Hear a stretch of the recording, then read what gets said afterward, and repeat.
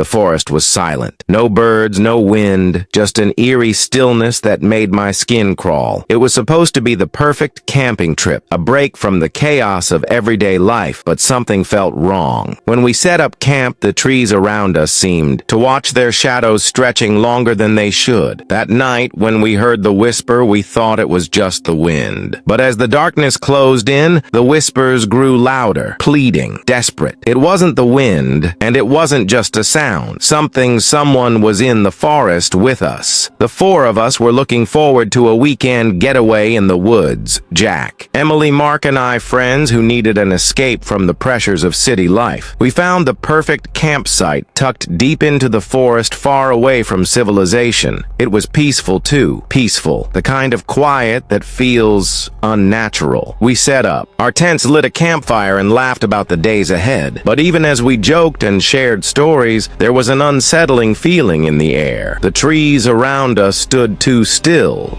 as though they were waiting for something. As night began to fall, the forest grew darker and the air colder. The sun dipped below the horizon, leaving only the flickering light of our campfire to push back the oppressive darkness. We were all laughing, roasting marshmallows, and sharing stories from our college days.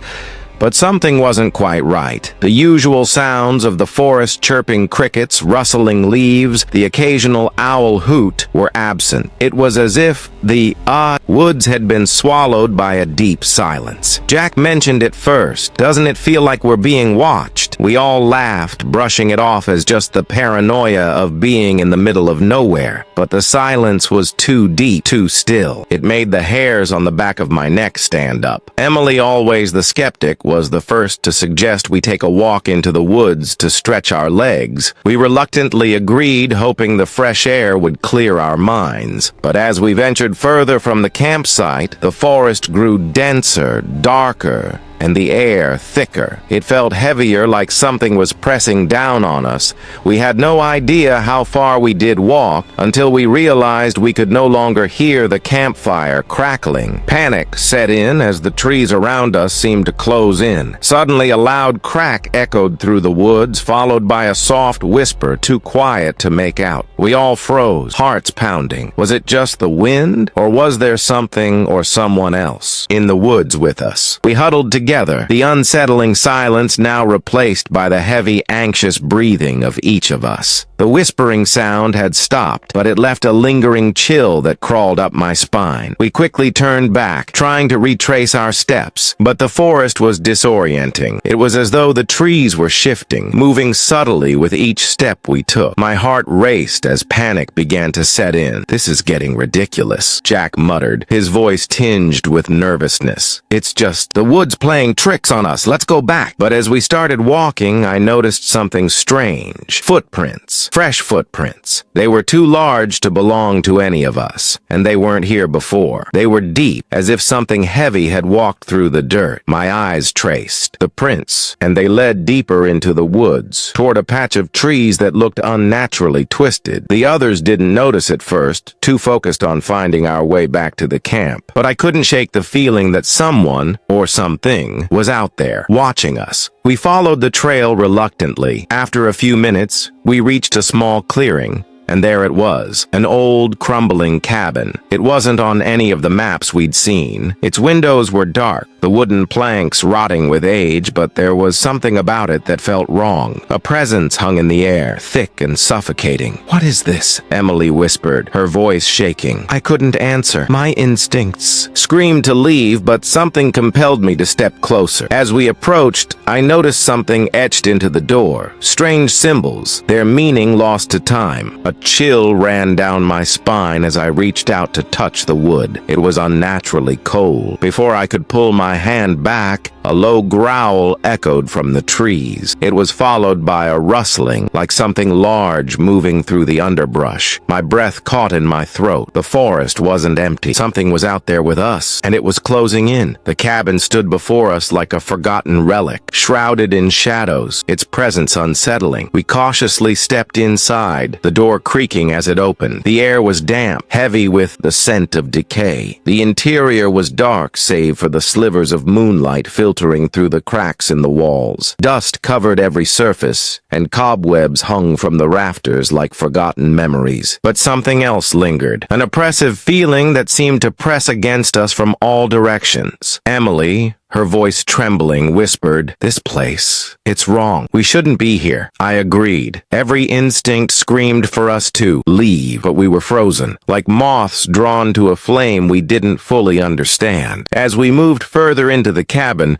the wooden floorboards groaned under our weight. There was something ancient about this place, something hidden in its very foundation. On a small wooden table in the center of the room, I noticed an old leather-bound book. It looked out of place, untouched by the dust around it. Curiosity tugged at me, and before I could stop myself, I reached out to open it. The pages were yellow. The ink faded, but the words written within were unmistakable. Accounts of strange happenings, lost travelers, and whispers in the woods. "This isn't just a cabin," I said, voice low. "It's part of something much darker, much older." Suddenly the air shifted. The temperature dropped and the room felt alive, like the walls themselves were breathing. The whispers returned, louder now, echoing from all directions as if the forest itself was speaking. The walls seemed to close in around us. "We need to get out of here," Jack muttered, but his voice was drowned out by the sound of the whispering wind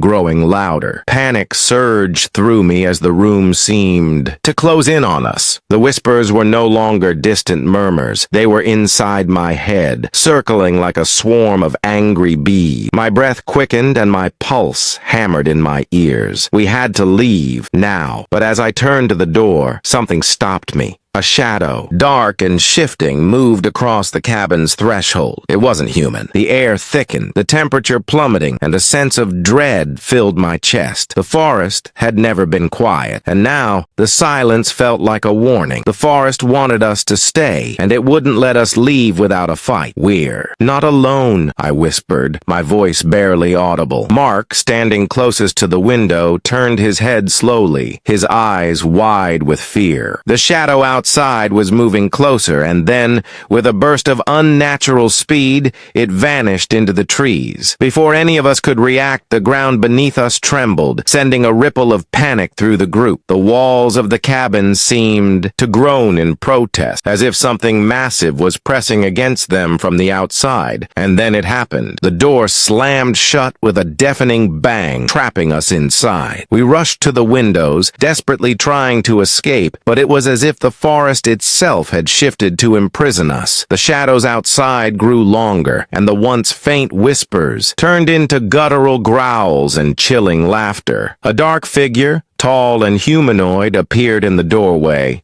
its eyes glowing red in the dim light. "You should have never come here." The figure's voice was low, guttural, as if it were made of the forest's very soul. The words sent a chill deep into my bones. The sudden, powerful jolt beneath us split open, revealing a dark pit that seemed to stretch endlessly into the earth. From it, the smell wafted, suffocating and overwhelming. Then that the forest had been hiding something ancient, something evil. We had disturbed it. Now we would pay the price. We had no choice. But how do you fight something that existed long before you? The air were as the dark. Figure moving eyes fixed on us with an otherworldly malice. The whispers grew louder, filling my head with a cacophony of voices, each one more desperate than the last. My heart pounded as I realized there was no escape. We were trapped in the grip of something ancient, something hungry. A moment of clarity grabbed the book from the table. The pages were falling apart, but there was something written, rituals, incantations, warnings, ending spell. And the word, praying that I could make sense of it before it was too late. "It's not too late," she whispered, her voice trembling, her eyes locked on mine with a look of determination. She grinned, as if willing me to believe chance. The figure in the doorway was getting closer, its form more solid, more real with each passing second. A way out, a way to stop it. I began reading confrontation aloud, my voice shaky but strong, my words drowned out by the growls and screeches from the forest around us. The room grew colder, hefted violently, as if the forest itself was reacting. The ground shook violently, and the figure let out a blood-curdling scream. The whispers grew dead. Silent. It was over. The door swung open with a creak, and the night air in. We stumbled out of the cabin, gasping breath, our hearts still racing. The forest was silent once. Again, though nothing had happened at all. But we knew. We knew disturbed something beyond our understanding. We left the forest behind, but the truth would haunt us forever. Since our escape, but the events of still lingered. Each back to our normal lives, we couldn't shake the feeling that something was watching us, waiting for the right. The nightmares were relentless, twisted visions of the shadow and the endless